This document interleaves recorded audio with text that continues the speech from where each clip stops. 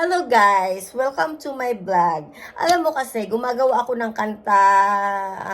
Ngayon wala natuklasan na marunong pala akong gumawa ng lyrics ng kanta. Tsaka marunong din pala ako mag-story tell based on my experience and based on my true story life.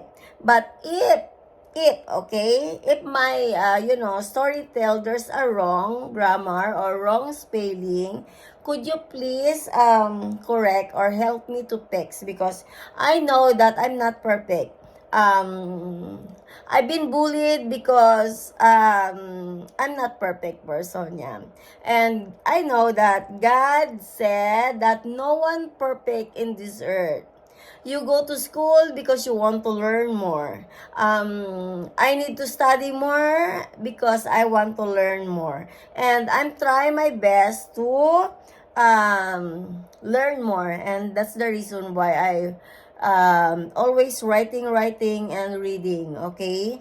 By the way, guys, I have a story tell that I hope that it's help to your kids. And if it's not help, guys, if there's a wrong grammar, you can change it, or you can what do you call that, insert your own correct grammar or more difficult grammar. Yun lang, guys. Bye. Have a nice day sa inyong lahat.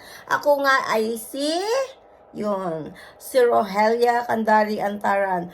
Proud vlogger, pero maraming alam sa buhay. Ako yung tipong taong kapag hindi ako marunong, much better to us. But I'm not the type of person that I will insult the person because I'm thinking that I'm smarter than you.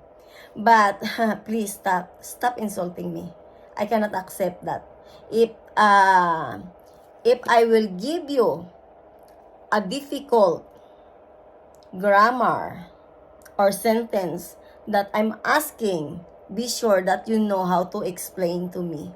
Because I'm not the type of person that I will accept that you insulting me or ignoring me, because people here in Denmark, they insult me, and they bullied me because I'm not good enough in English.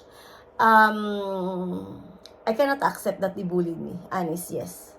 Because they didn't know me, they speak too much. They didn't give me a chance to learn something. They destroyed me again and again and again. And so many people, especially my bullshit neighbors in Santa Cruz, said that namit words because they think that I deserve to be bullied. Pack your ass. Could you please close your mouth before you say something bad to me? Because you know what? You know namit words only. But honest is, you don't know if I ask something, a lot of questions to you. Because if I say something, be sure that you can manage to answer me back.